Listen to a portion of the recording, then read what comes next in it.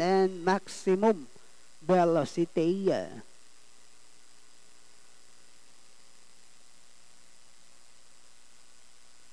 You can still place your bets just again. Now walks in. Final call now for your bets. Last call to place your bets.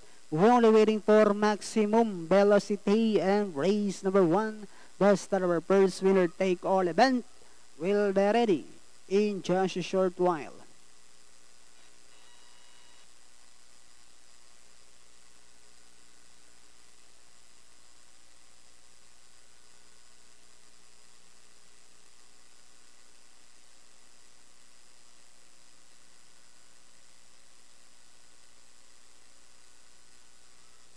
Maximum Velocity.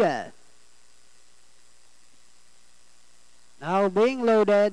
She's inside, set, ready for racing. Racing just is started with Skybird. Has ticket Danori inside, Malik Hain. Director's Magic comes next. Zanet, Maximum Velocity. Pintados just again comes next. Prima Donna, then followed over by Angel Looks, while Sharp Look is the early trailer by about 14 lengths of the leader. And going along for the first turn, we have Has ticket. By length is Skybird is right behind in second. Moving up now to take third comes Maximum Velocity. Pintados comes next, then followed by Director's Magic. Rushing upon the outside just again, Malik Hain, Zanet, then followed by Sharp Look. Next online, Prima Donna, while Angel Looks now racing in 11th inside the 3 October. Has ticket is Skybird. Maximum Velocity now moving upon the outside, then comes Director's Magic, running by the rail just again, Pintados, then followed by Sharp Look, Zanet, Prima Donna, Malik Hain, while Angel Looks is still racing in less, and they are now entering the home stretch.